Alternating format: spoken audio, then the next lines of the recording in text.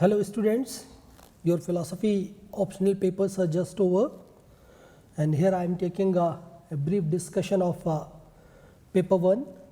Detailed discussion definitely I will take later on, right, and I will take questions thinker wise. If you ask me regarding the question paper, I'll say that question paper was not very tough, easy, except a few questions. Definitely a few questions they might have appeared tough to you, but apart from that the question paper was quite easy and you could have attempted all the questions if you have done your preparation properly, and a few questions are, you can say, directly appeared from my test series or the program I have conducted, right.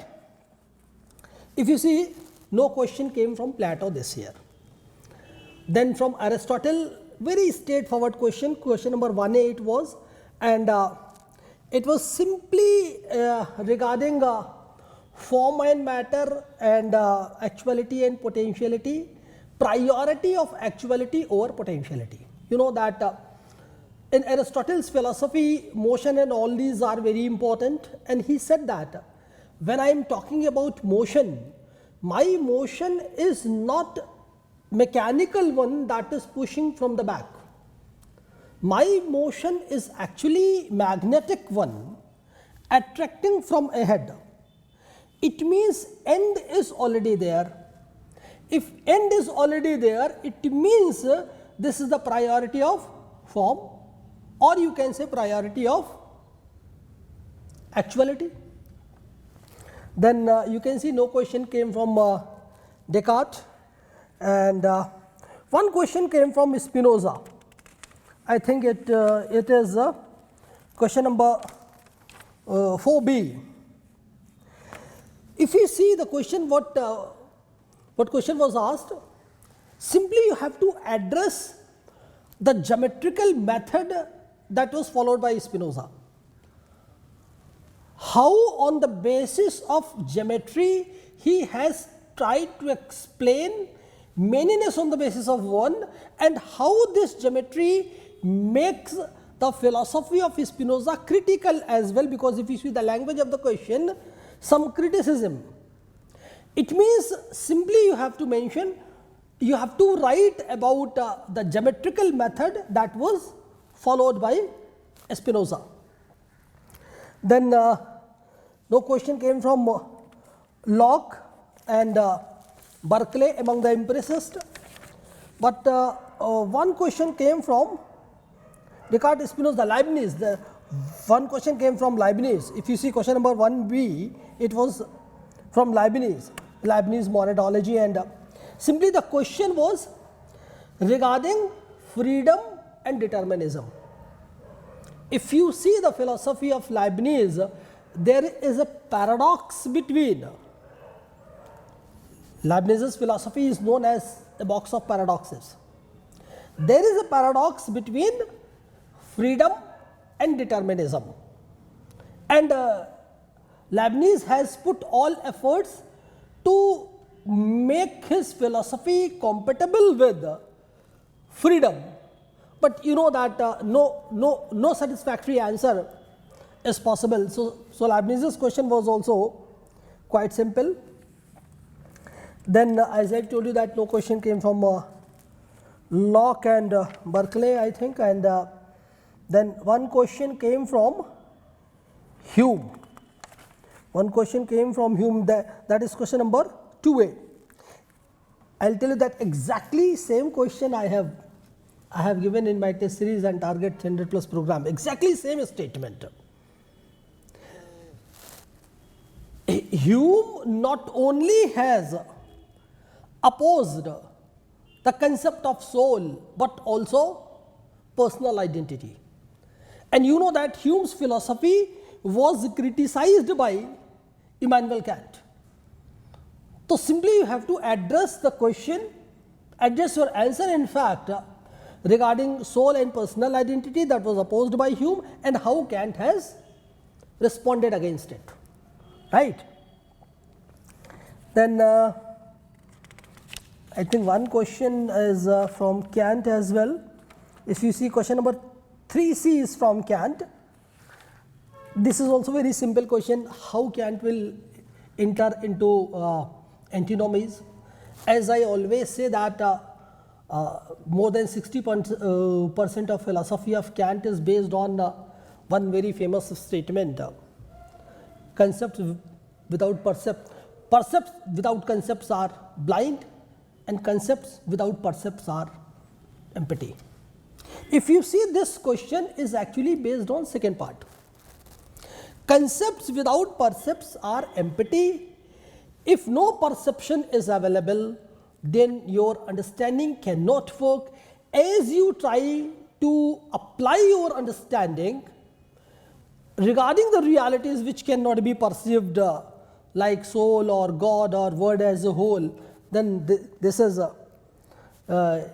antinomies. You all may be knowing regarding paralogisms and contradictions and antinomies, and then you have to mention, as it is asked, that he makes a distinction between phenomena and noumena.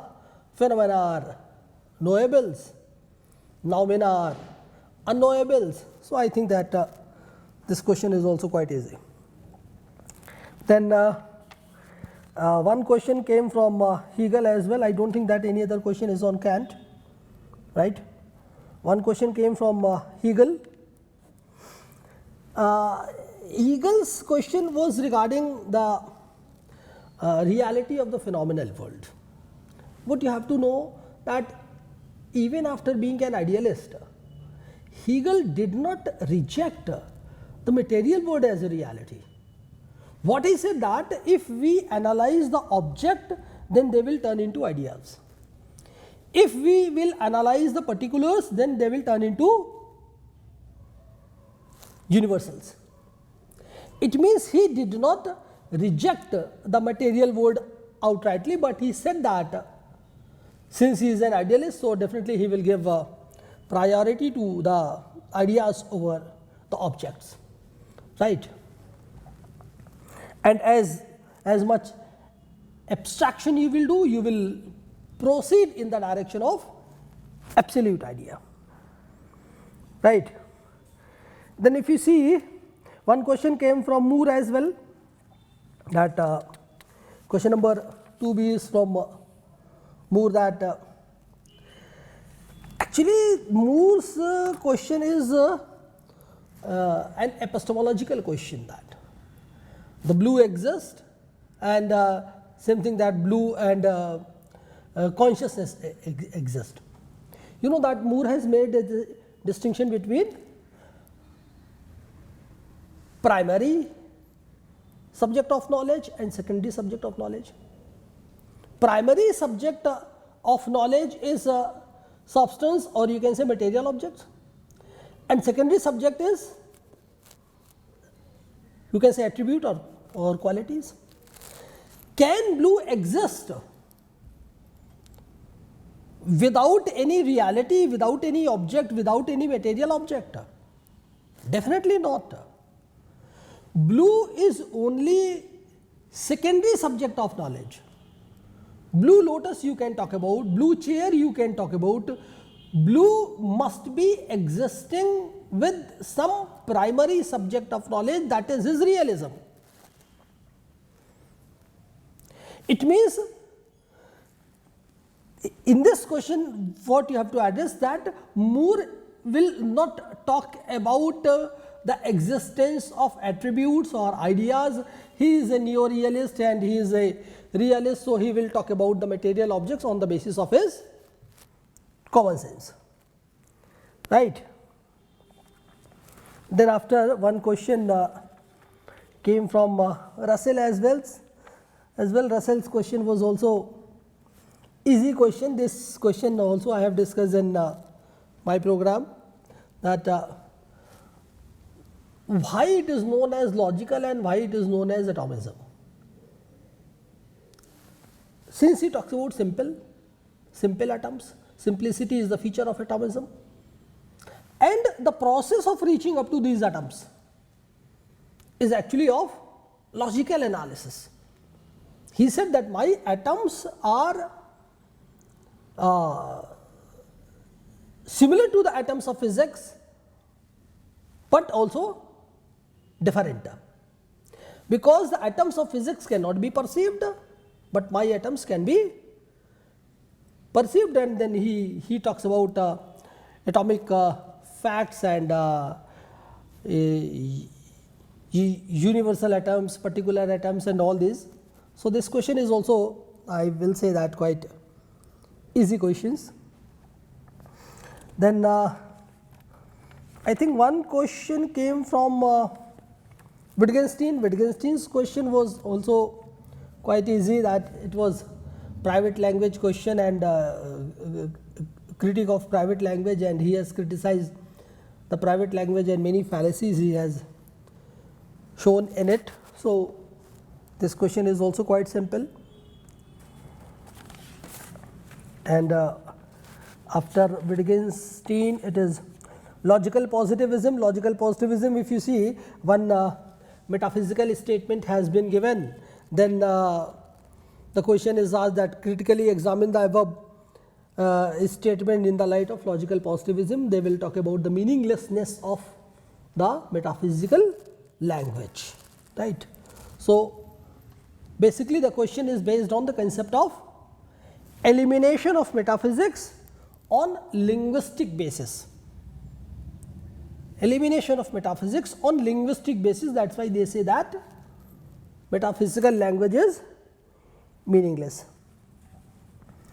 Then after this, Husserl's phenomenology.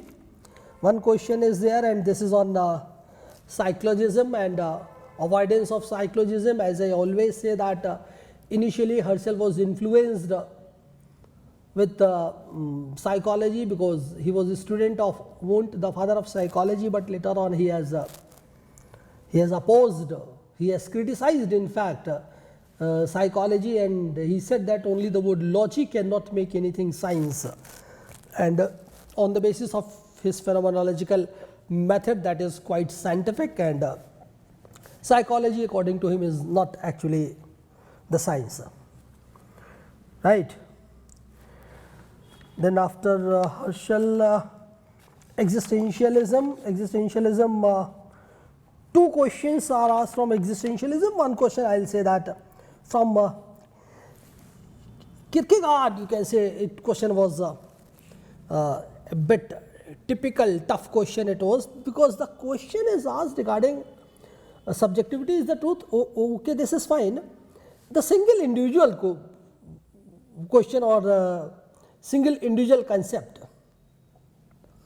Actually, Soren Kierkegaard is a theologist, a Christian theologist. He writes the book The Training in Christianity, and he makes a distinction between crowd and a single individual. You all may be knowing that he talks about 3 stages of human existence, and aesthetic stage, and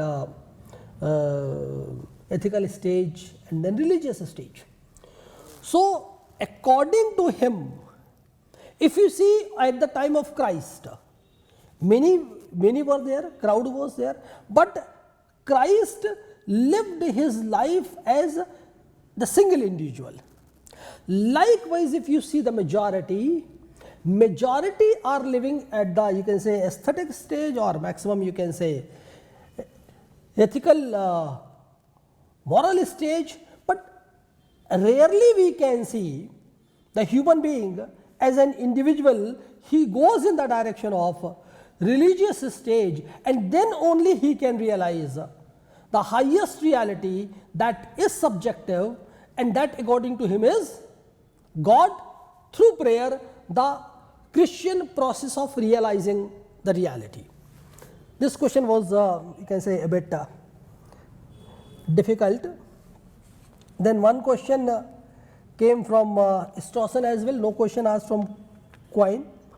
Strawson's question was also not very difficult, because it is regarding basic particulars and spatio-temporal thinking, because whatever basic particulars are discussed by Strawson, They exist in space and time because this is all related to his descriptive metaphysics. So, they all exist in space and time, but space and time cannot be known. We can know the objects which exist in space and time. Space and time, according to Strawson, are unknowables. The basic particulars which exist in space and time, we can know them, but we cannot know the space and time in themselves, right. So, this I think all about section A, and as I have told you that except a few questions like you can say Kierkegaard question was bit difficult, otherwise I think you would have attempted the question as I have told you, and this is only brief introduction of the paper, and as I have told you that detailed discussion I will take later on. So, now I am coming on section B. Section B, if you see, I will start with the Charvak. If you see, one question came from Charvak, and then another question was from Charvak. Two questions we can say from Charvak. One was actually comparative and other straightforward. One question is regarding rejection of Akash. So, you know that in their epistemology they have accepted perception as one and only one pramana, pratyaksham ekam pramanam, and they talk about prithvi pastejo vayuvriti tattvani. 4 elements they have accepted. Akash they do not accept. They have rejected the transcendental entities because they cannot be perceived, and inference they have not accepted as source of knowledge. So, quite simple this is. One comparative question was there between Charvak and Jainism regarding reality. If you see Charvaka's reality is only materialistic. They have accepted only matter. But if you see Jain philosophy, they although they give the notion of reality as Utpad Vyaya Dhruv Sanyuktam Sat. Utpad Vyaya Dhruv Sanyuktam Sat. But if you analyze their reality apart from matter, they have also accepted the spiritual realities as well. So, that way you have to make a distinction between Charvaka and Jainism. Okay, then I think one question came from Jainism, one separate question came from Jainism, that is question number 5a, and Jaina concept of karma and how it is related to liberation. You know that 8 types of karma they talk about: karma pudgal, ghati, aghati, and then at the level of Jivan Mukta only ghatiya karmas are, you can say, removed, and then at the stage of Videha Mukta aghatiya karmas are also removed. So, this question is also, you can say, not very difficult. From Buddhism, I think 2 questions are there. One straightforward question, I do not think that anyone would have any difficulty, that regarding Pratyut Samutpad and Kshanikvad. Can say that Pratyut Samutpad, impermanence, from impermanence they have reached up to momentariness. So, that is why how it is the logical deduction or logical derivation. So, this question is quite simple, and then one question came from soul.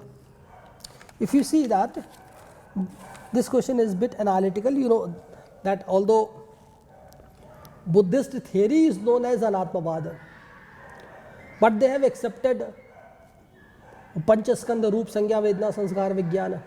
Their composition is the soul.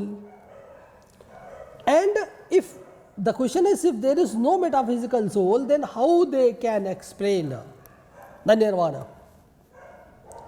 So, their theory is known as Anatmavad, but this is technically, it should be named as Nityatmavad, and they have accepted soul as a composition of 5 skandhas. Even after not accepting metaphysical soul apart from the physical body, they have discussed about nirvana and liberation and rebirth. So, there is some role of transcendental world even in the philosophy of Buddhism. So, it means you have to address both the parts, right. After Buddhism, I will come on Sankhya. One question came from Sankhya, I think. Only one question, that is question number 1a that I am seeing from Sankhya, right. One question is from Sankhya, and this question is quite easy, that is on Satkaravad, and Sankhya believe in Satkaravad, means effect pre-exists in cause, and they have also opposed the Asatkarvad and supported the Satkarvad. So, quite simple this is. No? Then Yoga, one straightforward question from Yoga. If you see Indian philosophy section, it is quite straightforward, except a few questions. Yoga, you know, simply sampragyat samadhi or sampragyat samadhi. Actually, sampragyat, sam means appropriate right. Pragya means understanding, knowledge, you can say. So, after the rise of samyak pragya, that is sampragyat samadhi. And if there is no need of rise of samyak pragya, then it is asampragyat. So, definitely asampragyat samadhi is higher than, superior than the sampragyat samadhi.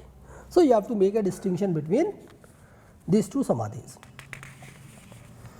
Then after yoga, then I will come on Nyaya Vaisheshik. Nyaya, one question came from Nyaya. Only one question is this question we can say a bit typical, because the word is used asatkarvad and anyatha siddh and ananyatha siddh. Here, if someone does not know the theory of causation of Nyaya, they talk about anyatha siddh means accidental antecedent. Accidental antecedent cannot be accepted as cause. Accidental antecedent is anyatha siddh, and what is not accidental antecedent, that could be accepted as cause, and that would be accepted as cause, that will be accepted as ananyatha siddh. And you all may be knowing that Nyaya talks about 3 types of causes: samvayi karan, asamvayi karan, and nimitta karana, right. Then Vaisheshik, one question came from Vaisheshik. This is also a simple question. Question is on Vishesh, and you know that Vishesh in Vaisheshik philosophy has its logical and metaphysical importance. Due to a specific explanation of Vishesh, the name is given to this philosophy as Vaisheshik, and here Vishesh means atoms. So, you know that atoms in Vaisheshik philosophy have both logical and metaphysical importance, right.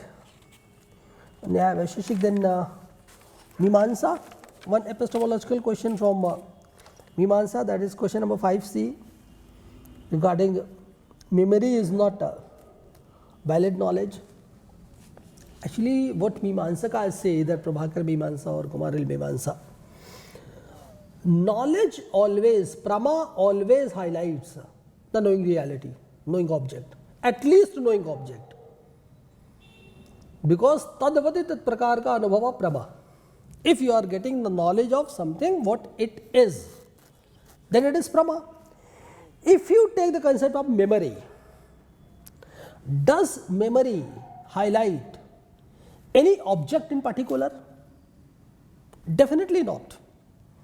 So that's why you can say memory has not been accepted as Prama in Mimamsa school of Indian philosophy, right.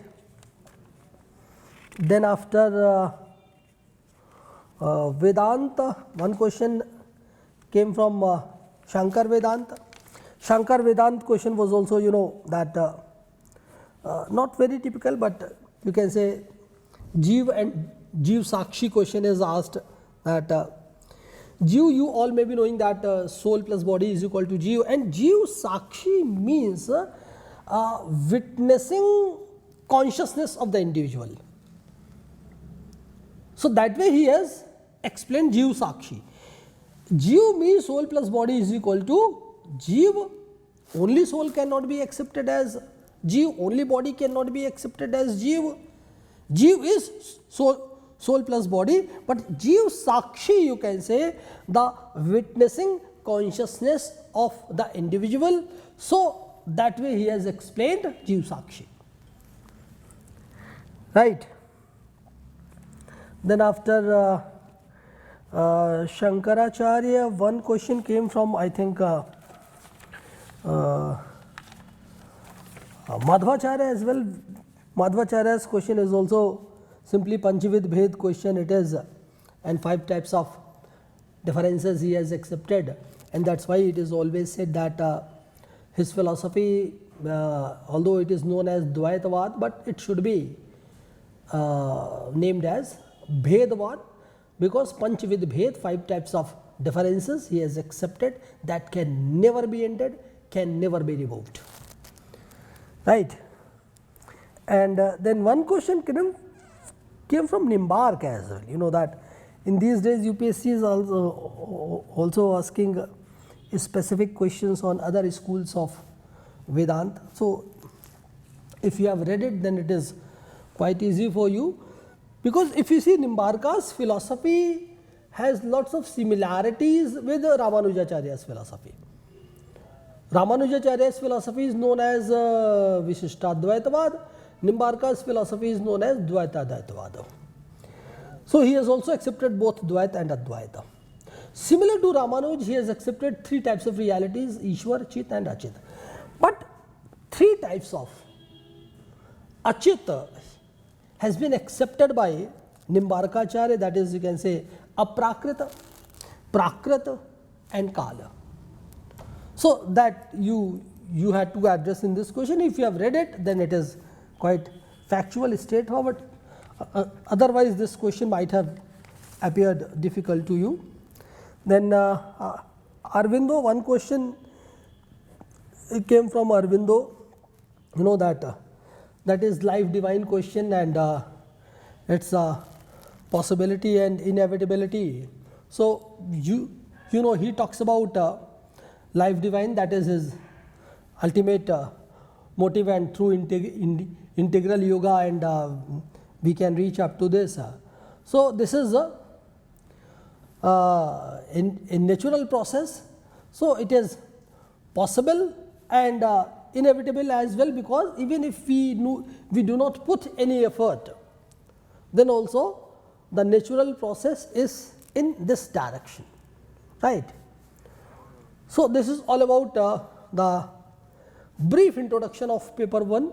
Likewise, I will take a brief introduction of paper 2, and then I will take detailed discussion on paper 1 and paper 2 separately. And I think just after examination, if you will see this video, then you will be able to know that what you have written in your examination and what was the demand of UPSC.